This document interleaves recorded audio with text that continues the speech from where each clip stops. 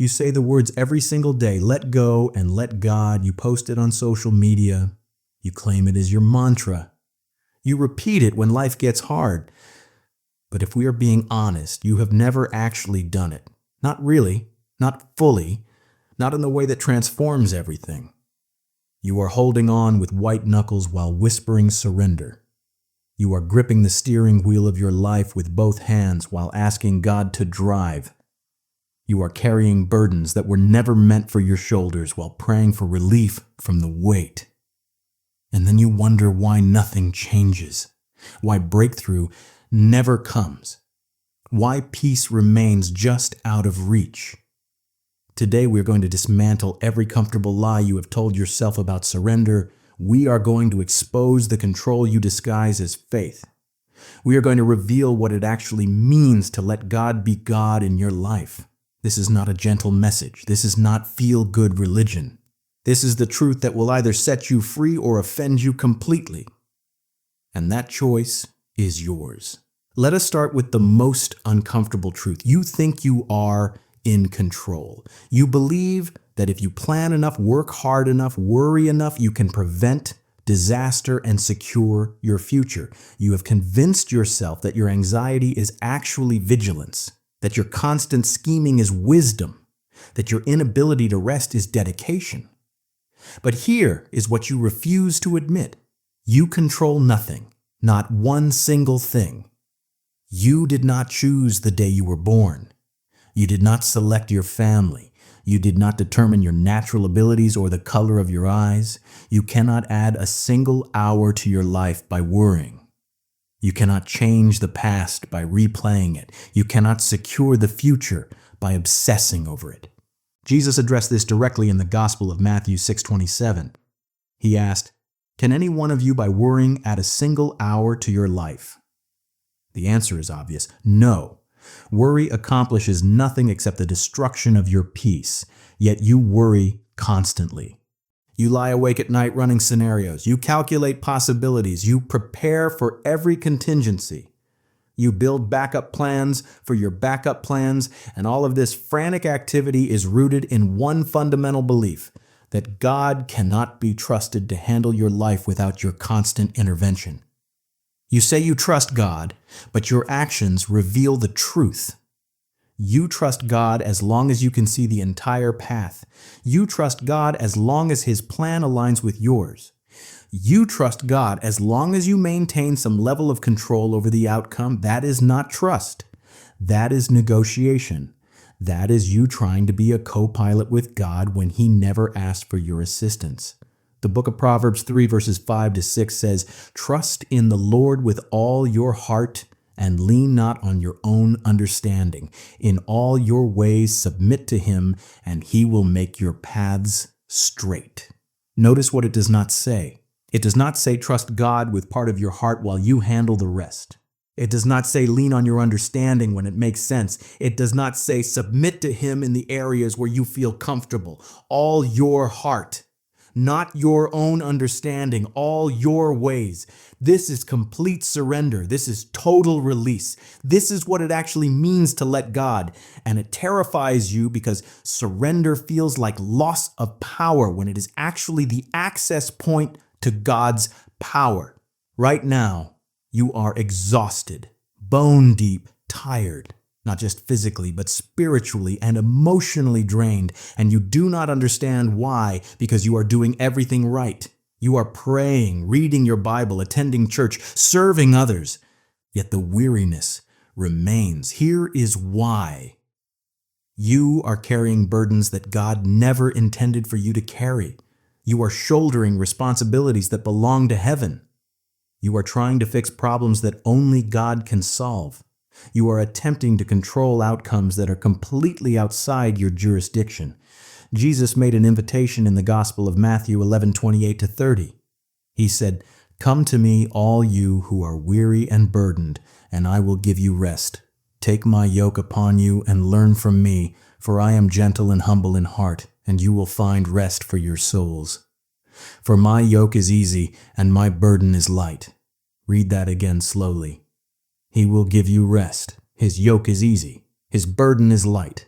If your life feels overwhelmingly heavy, if you are crushed under the weight of your circumstances, if you cannot breathe because of the pressure, then you are carrying something God never asked you to carry. You are carrying the burden of outcomes. You believe that if you do not make it happen, it will not happen. You are carrying the burden of other people's choices. You think you can control their decisions if you just manage the situation correctly. You are carrying the burden of your reputation. You are obsessed with what people think, what they say, how they perceive you. You are carrying the burden of timing. You are frustrated that things are not happening according to your schedule. You are carrying the burden of provision. You are terrified that there will not be enough, that you will run out, that you will end up with nothing. None of these burdens belong to you. Every single one of them belongs to God. The Apostle Peter wrote in his first letter, chapter 5, verse 7, "Cast all your anxiety on him because he cares for you." Cast means to throw, to hurl, to forcefully release, not to gently hand over while keeping one finger attached just in case, not to temporarily loan to God with the expectation of taking it back tomorrow. Cast it, throw it, get it as far away from you as possible, and leave it with the one who actually has the power to handle it. But you will not do it. You keep picking the burden back up. You pray and give it to God in the morning, then spend the entire day worrying about it. You declare that God is in control, then immediately start making contingency plans as if He is not. You say you have faith, then operate in fear. You are like a person drowning who refuses to let go of the anchor because you are afraid of what might happen if you release it. What might happen is you would float, you would breathe, you would live. But you are so attached to control that you would rather drown with the anchor than trust the water to hold you. You have a plan for your life, a detailed blueprint of how everything should unfold. You know exactly what you want, when you want it, and how it should happen. You have decided what your marriage should look like, what career you should have, where you should live, how much money you should make, when you should be promoted, when you should be recognized. And when reality does not match your plan, you panic. When doors close that you expected to open, you feel abandoned. When God says no to something you desperately want, you question His goodness. When the timeline stretches longer than you anticipated, you assume He has forgotten about you. But here is the truth you need to understand. Your plan is based on limited information. God's plan is based on complete knowledge. You see what is right in front of you. God sees the end from the beginning. You know what you want. God knows what you need. You are focused on your comfort. God is focused on your character and your destiny. The prophet Isaiah recorded God's words in chapter 55, verses 8 and 9. God said, "For my thoughts are not your thoughts, neither are your ways my ways. As the heavens are higher than the earth, so are my ways higher than your ways, and my thoughts than your thoughts." This is not God being mysterious for the sake of mystery. This is God telling you plainly that His perspective is infinitely greater than yours. What looks like a closed door to you might be protection from disaster. What feels like a delay might be preparation for something you are not yet ready to receive. What seems like a denial might be a redirection towards something better than you could have imagined. But you fight this. You resist God's plan because it does not match yours. You pray for God's will to be done, but you really mean you want God to bless your will. You ask for guidance, but you really mean you want confirmation of the decision you have already made. You seek God's direction, but you really want Him to approve the path you have already chosen. This is not letting God. This is attempting to manipulate God into serving your agenda. And it will never work. You cannot experience God's best for your life while demanding that He conform to your expectations.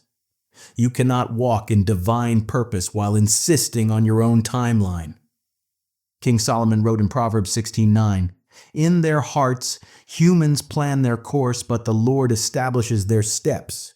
You can plan all you want. You can strategize and organize and calculate, but ultimately, God determines where you actually end up. And the question is whether you will fight him the entire way or surrender to his leading. Letting God means releasing your plan. It means opening your hands and saying, God, I want what I want, but I want what you want more. It means being willing to have everything you plan stripped away if that is what it takes to step into everything God has planned. It means trusting that his plan, even when it does not make sense to you, even when it hurts, even when it requires sacrifice, is better than anything you could devise on your own. You pride yourself on being independent, self-made, self-sufficient. You do not need anyone's help. You have built your life through your own effort, your own intelligence, your own determination, and somewhere along the way, you began to believe that you do not need God either. Not really. Not in a practical sense. Sure, you believe in God, you acknowledge him, you might even worship him on Sunday. But Monday through Saturday, you operate as if everything depends on you. You make decisions without consulting him. You solve problems without praying. You navigate crises using your own wisdom. You have made yourself functional without God's daily involvement. And this is the essence of pride. Not the loud, boastful kind, the quiet, respectable kind, the kind that looks like competence but is actually rebellion. The kind that appears to be strength, but is actually a rejection of dependence on God. Jesus spoke about this in the Gospel of John 15, verses 4-5. He said, "Remain in me, as I also remain in you. No branch can bear fruit by itself. It must remain in the vine. Neither can you bear fruit unless you remain in me. I am the vine. You are the branches. If you remain in me and I in you, you will bear much fruit. Apart from me, you can do nothing." Apart from me, you can do nothing. Not some things, not most things. Nothing. Every breath you take is a gift. Every talent you possess is on loan. Every success you have achieved was made possible by grace you did not earn. You like to think you are the architect of your life, but you are not even the builder. You are simply a steward of what God has provided. The problem is that self-sufficiency works just well enough to be convincing. You can build a career without God. You can accumulate wealth without God. You can construct a life that looks successful by human standards without any genuine dependence on heaven. But what you build in your own strength will never satisfy you. It will never fulfill you. And it will not last. King David wrote in Psalm 127, verse 1, "Unless the Lord builds the house, the builders labor in vain. Unless the Lord watches over the city, the guards stand watch in vain." You can work yourself to exhaustion building something, but if God is not in it, you are wasting your time. You are constructing a monument to your own ego that will eventually crumble. Letting God means the death of self-sufficiency. It means admitting that you need him. Not just in the big crises. Every single day, every single decision, every single moment. It means waking up and saying, "God, without you, I can do nothing of eternal value.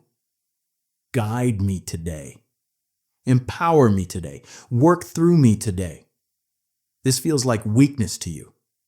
You have been taught that needing help is a character flaw, that dependence is for people who cannot handle life on their own.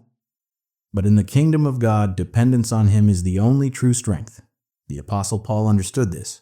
He wrote in 2 Corinthians 12, verses 9-10, "But he said to me, 'My grace is sufficient for you, for my power is made perfect in weakness.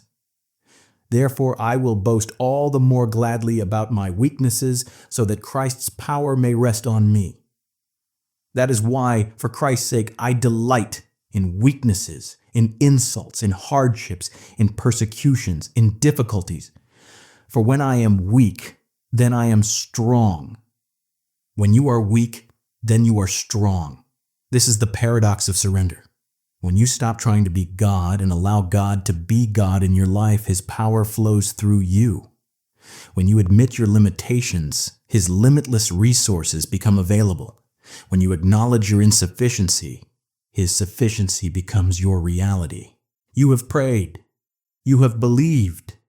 You have declared. You have stood on promises, and nothing has happened.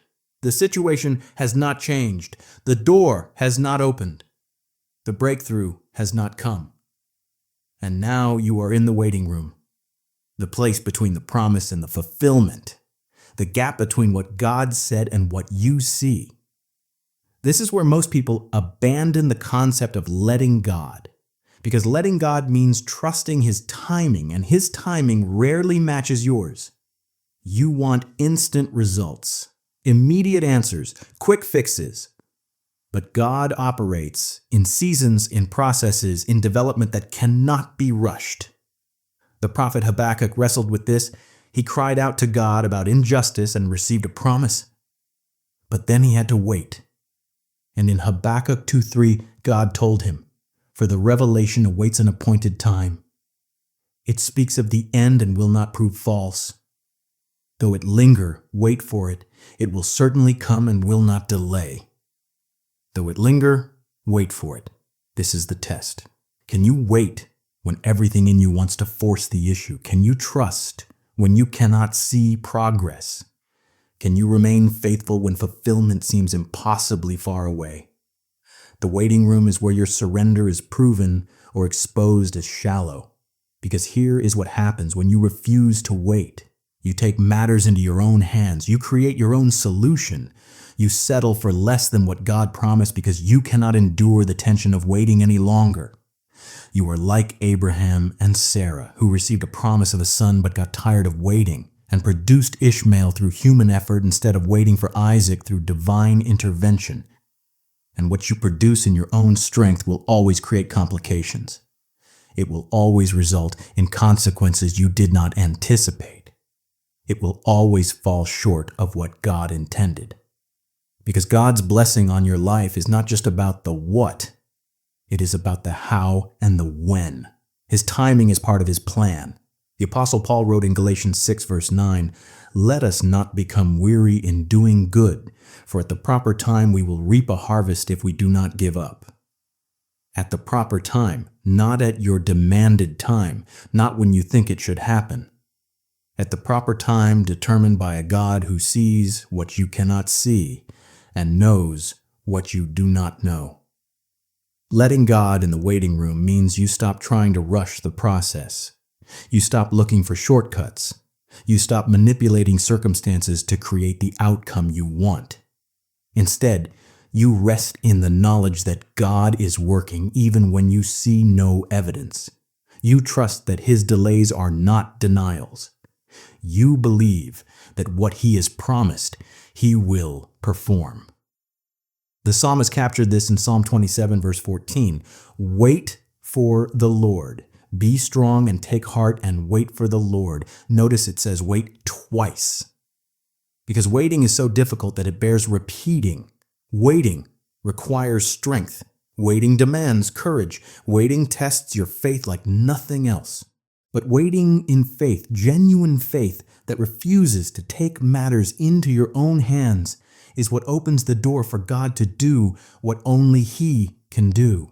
Here's the final and most difficult aspect of truly letting God. You must release your attachment to outcomes. You must surrender your expectations of how things should turn out. You must be willing to accept that God's answer might be different from what you want and trust that it is still good. You pray for healing, and God might say no. You pray for a relationship to be restored, and God might allow it to end. You pray for a financial breakthrough, and God might lead you through a season of lack. You pray for a door to open, and God might permanently close it. And the question is whether you will still trust Him, whether you will still worship Him, whether you will still believe He is good even when His answer is not what you wanted. Job understood this at a level most people never will. He lost everything: his children, his wealth, his health, his reputation.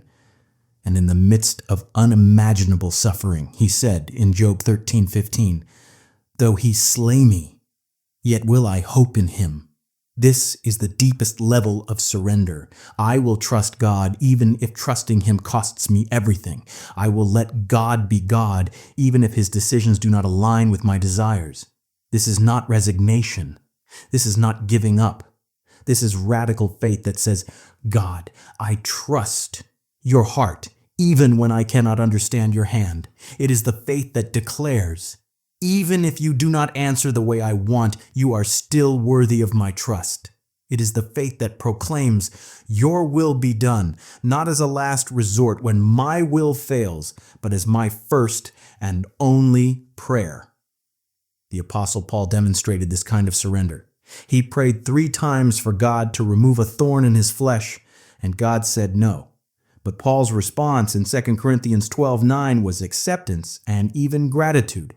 He learned that God's grace was sufficient even in the midst of unanswered prayer, that God's strength was made perfect in His weakness.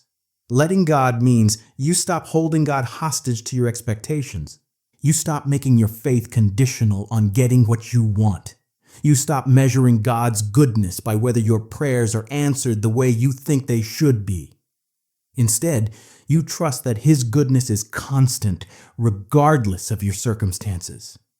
That His love for you is not dependent on giving you everything you ask for, that sometimes His greatest gift is His refusal to give you what you think you need. Jesus Himself modeled this in the Garden of Gethsemane. In the Gospel of Matthew 26:39, facing the cross, He prayed, "My Father, if it is possible, may this cup be taken from me. Yet not as I will, but as you will." He expressed His desire. He was honest about what He wanted, but then He surrendered the outcome to the Father.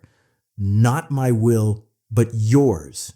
This is the prayer that changes everything. This is the surrender that unlocks heaven's power in your life. This is what it means to truly let God, not to passively accept whatever happens, not to stop having desires or making requests, but to hold those desires with an open hand, willing to release them if God has something better in mind. So here's the question you must answer today. Are you going to truly let God? Not the sanitized version where you maintain control while using spiritual language. Not the comfortable version where you surrender only what you can afford to lose. Not the conditional version where you trust God only when His plan matches yours. True surrender, complete release, total trust. It will cost you your illusion of control. It will require the death of your self-sufficiency. It will demand that you wait when you want to act. It will ask you to trust outcomes you cannot see. But what you gain is freedom, peace that surpasses understanding, power that flows from heaven's throne, purpose that aligns with the divine plan, and the assurance that the God who holds the universe in His hands is guiding every single step of your journey. The choice is yours. You can keep trying to manage your life on your own, exhausting yourself with the burden of control. Or you can open your hands, release your grip, and finally truly let God. The door's open. The invitation is extended. Let go and let God be God.